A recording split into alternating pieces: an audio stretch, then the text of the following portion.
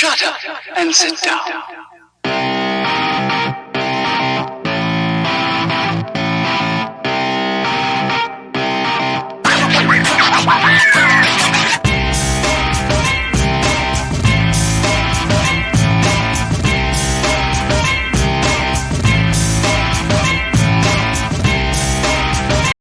Alright. Hello, everyone, and welcome to another episode of, you guessed it, More Content Talk. That's the only show that cuts through the glam, the glitz, and all the bullshit to bring you the truthiest news that we can find. Well, I'm gonna be looking at podcasting today. That's right, I'm gonna analyze my own profession. The reason I got into podcasting was because I noticed that podcasting is real white. real white. I'm talking like, effervescent. It's so white. I mean, all you see on podcasts these days are white people. The medium has been dominated by them. And so I said one day, well, if there's one thing unique about me, it's that I'm black, and that, can mix it up a little bit, give people a different perspective on things. And that's the most important thing, is to have different perspectives. If you don't have different perspectives, you don't know anything. You may very well think that you know a lot, and your friends may tell you you're so super smart all the time, but if you don't know differing perspectives, you're seriously lacking in knowledge. And it doesn't really matter if you're right on a particular issue or not. What matters is that the fullest knowledge is achieved of a particular thing. And so you can't make an argument to me that you can have a really informed podcast community until you start being more inclusive of other minorities. And there's a lot of myths out there, like, well, black people don't really want to entertain and all this shit, and that's just made up. I mean, really what it is that people feel that they can't be themselves in this society. People believe that they are not allowed to do so, and in many instances they're right, because, I hear people say all the time, I would probably be more like myself if there wasn't some repercussion for it. And there generally is repercussion for it. I talked about it in my show on Jim Crow etiquette. You have to act white if you want a job. You have to act white if you want to be invited on someone else's podcast. And that's, that's called being polite. You must be polite today. And if you're not, and polite just means acting white. That's all it means. If you're not willing to do that, if you're not willing to put on your Uncle Tom shoes and start, stepping fetching, you ain't gonna get very far in this industry. And so I started this podcast to highlight that. I'm not too concerned with making it to the top of podcasting. If it happens, it happens. If it doesn't, it doesn't. But one thing I'll always be able to note is that, hey, there were plenty of eloquently spoken black podcasters that are out there. I'm friends with some of them on Twitter. Holla at your boy.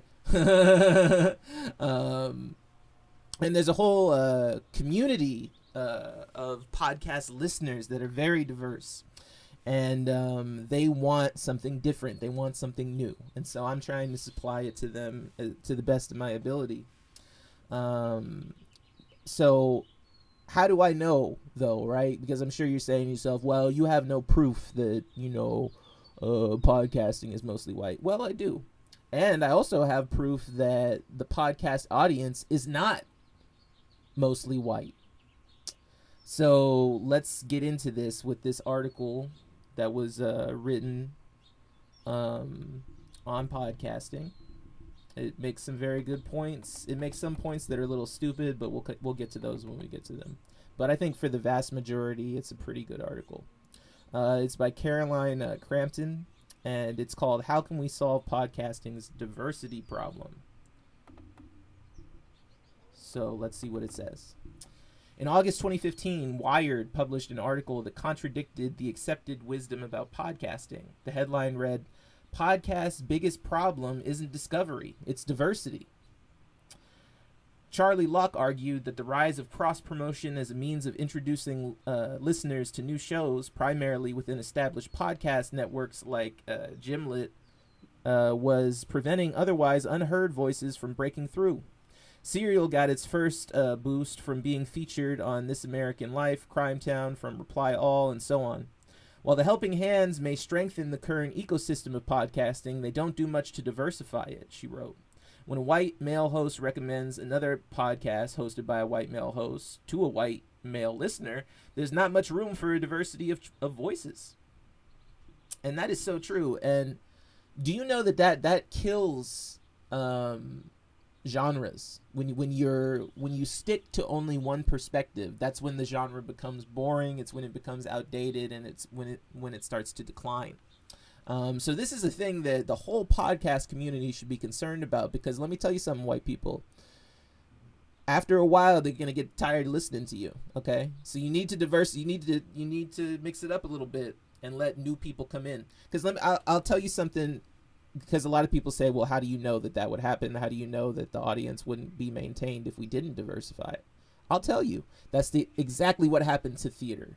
If you go to any theater nowadays, any theater really, you'll see nothing but white people in the audience. Nothing but white people. That's it. And the scary thing about that for them is that as the community becomes more or less white, less white, more or less white. What the fuck did I just say? Less white, as the community becomes less white, as there's more diversity in the community, you have fewer white people that want to go see your white plays. And so there's been, people refuse. They don't want to go see the theater anymore. They stay home and they watch Netflix. Because why? Because they know that they can find black entertainment, they can find Mexican entertainment, they can find Asian entertainment, they can find Indian entertainment, they can find Arabic entertainment, anything that their heart desires. They can point their remote, press a button, and boom, there it is. Brown people, black people, whatever you want, right? You can't do that in the theater. And that's why the theater is on a steady decline that will probably end in its complete removal from society, because theater people they just want to be white. You know what I mean? They don't want to diversify at all. They write that in the casting notice so they don't get caught. But they have no interest in being diverse. And so the theater goers responded by saying, well, fuck you. I'll just go home and watch Netflix. It's cheaper, and I don't have to deal with your dramatic ass asking me for money after the show's over. Yeah. So the same thing could happen to podcasting is what I'm saying. So you as white people who own podcasts should be very concerned about this. This does not just affect black people. And in fact, you're lowering your audience, and you're causing listeners to flee from you by not inviting black people to come onto your podcast. And it's just that simple. All right, so let's continue. After Locke's article was published, podcast number cruncher Josh Morgan looked into just how non-diverse podcasting is. Within his sample of U.S. shows for which he could determine the ethnicities of the host, he found that 85% of podcasts had at least one white host, and just 18% had a non-white host. The proportion of non-white women hosts was even smaller. While these figures aren't exactly great, they're not surprising to anyone who listens to podcasts regularly. There certainly are popular podcasts out there with non-white hosts, and promising British newcomers like The Receipts, Another Round, and then MTV Speed Dial, which I wouldn't really count major organizations, because the thing about MTV is that MTV was already promoting diversity in the past, so this is not new for them. You turn on MTV, you'll see some pretty diverse entertainment. It's one of the only networks, major networks that are not owned by I would say minorities, that actually they put together a pretty clear agenda on keeping things diverse, because MTV knows where it gets its bread buttered. They know that, and again, I'm talking to podcast people. You have to understand that the vast majority of the people who consume American entertainment are not even American. The vast majority of people who consume American entertainment are Mexican and Chinese. I know that may come as a surprise to some people, but I've gone over the stats on that in past episodes when I spoke about Hollywood. So you may be making a show for an audience that very well is dwindling and is not really out there. And that may be why your podcast numbers are going down.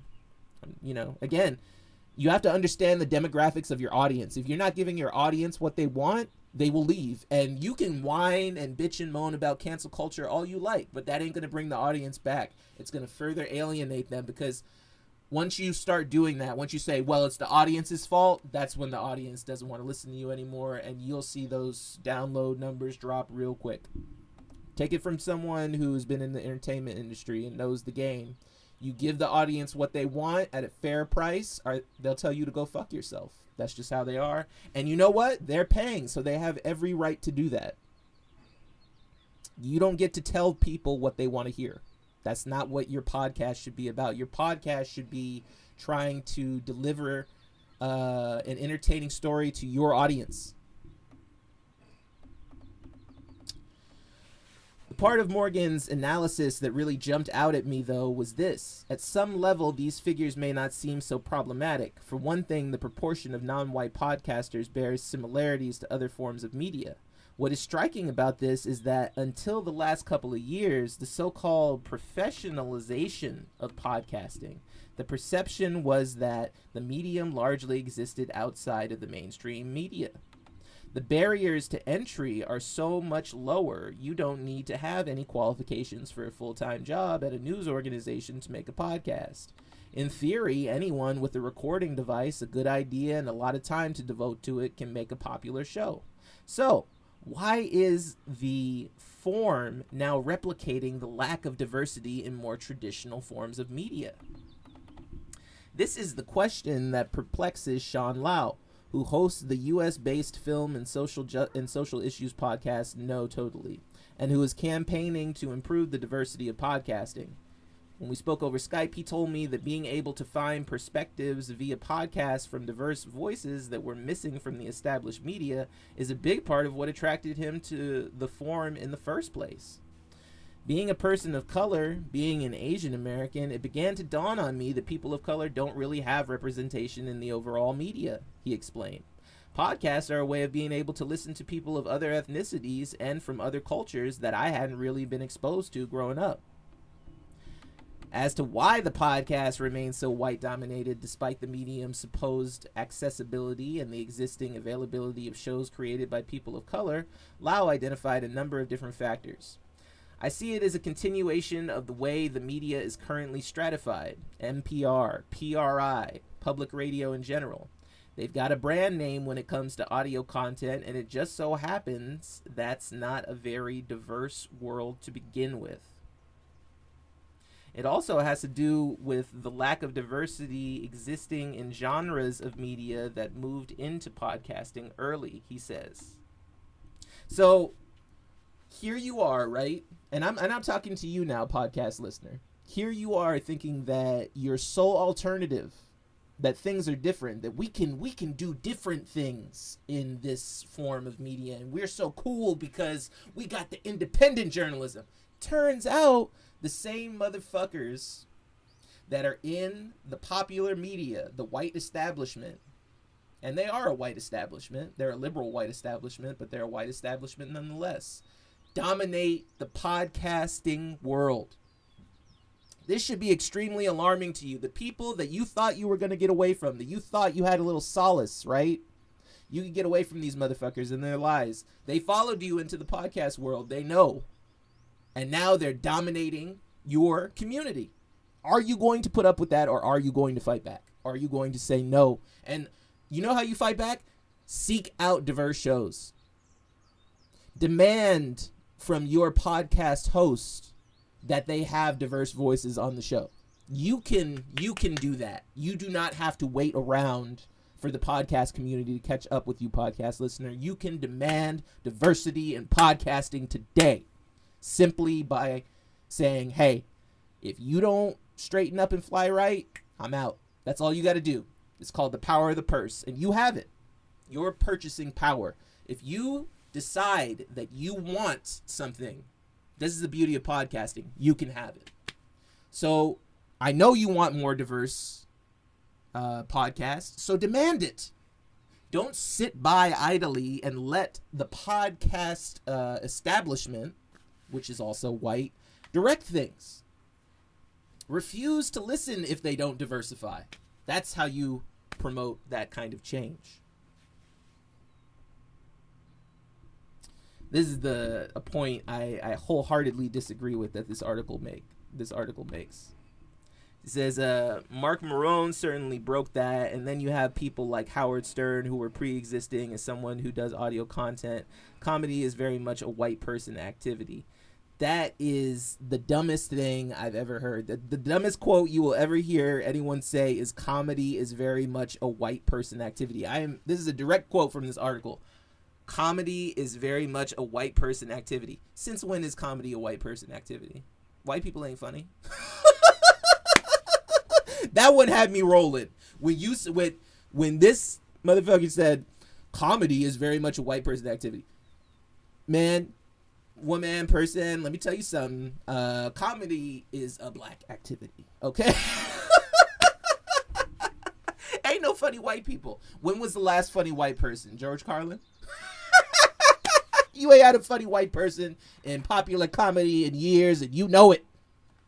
That's why Michael Richards' ass was at the comedy club mad. Why was Michael Richards so mad? That's the motherfucker who played Kramer and called people niggers. Why did he do that? Why was he so upset? I'll tell you why, because the motherfucker ain't funny. The people in the audience, the black people in the audience were funnier. They were telling jokes. They were like, look at this dry-ass motherfucker on stage, bombing. And then all of a sudden, there was all kinds of niggers coming out. Nigger this, nigger that. I'm going to shove a fork up your ass, all that shit. Because black people are funnier than white people, and they get mad about it. They don't like it. You know, white people, they want to do everything their way. And the thing is that when you black, you got a different perspective, and they don't like it. And so they're like, no, we're the best comedians. Who's the best white comedian today? I'm serious. Who is it? What, Jeff Dunham? You ain't got shit. Y'all know you ain't got shit. Oh, man, I'm going to tell you, especially in the stand-up community, white stand-up comedy sucks, always has sucked. I told you had a brief reprieve with guys like George Carlin. There are a few others that were really good. What's that? That one guy with the blonde hair, he used to scream. He used to be like, ah. That guy was funny. There's a few others. But nowadays, you got like Bill Maher. Bill Maher ain't funny. I'm sorry, white people. That's one of the... That motherfucker is so unfunny that I catch up on sleep when I watch Bill Maher. I'm like, if I want to go to bed, that's a great show to have on, because this motherfucker gonna come out talking about the liberals suck, and then I just fall asleep. And black people suck too. That's Bill Maher's act. He hates black people and he hates white liberals. That's his act. He ain't got shit. Bill Burr ain't shit. Bill Burr come out talking about, I hate women. Women really piss me off. Vaginas really mess around with my inner peace. Yeah, none of that shit is funny. Okay? So let's just get that straight. It's not that there's a lack of black talent. There's plenty of black people who are funny. I'm fucking hilarious. The thing is that the white establishment, the same white establishment that runs Hollywood, is running the podcast community. What's beautiful about this, though, is that you, the listener, have the power here. You can decide. You can't do that in Hollywood. Hollywood is going to be Hollywood. They're always going to be white pride promoters. That's how they are. We can take care of this, though. Spread the show around. Let's go on a campaign to make podcasts black again. Or for once. That's right. This is the Make Podcast Black for Once campaign. All right, I'm gonna make hats and everything. Come on, y'all. White people. I know you're tired of listening to white people too. I talk to white people all the time and say, God damn, I wish I had some black friends, because this shit is boring. So you know what? Spread it around. Give it to people you don't like. Give it to people you like. Give it to people who maybe you only like a little bit. Spread my show around. Let's spread black podcasts today and make podcasting black. Let's do it. All right, everyone. That's all I have for you today. Hey, if you enjoyed the show, you can go to YouTube, TikTok, and Instagram and find us at the hashtag More Content Talk. You could also go to Twitter and More_Content PLS and follow us on Twitter. All right, everyone. Have a wonderful day, evening, afternoon, siesta, whatever it may be. And remember, when life gets you down, you could always laugh at something else. How about a black podcast? I think that sounds like a good idea. Laugh at that.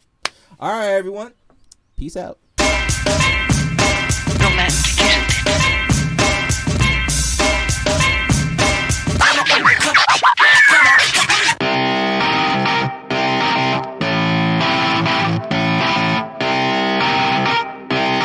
Shut up and sit down.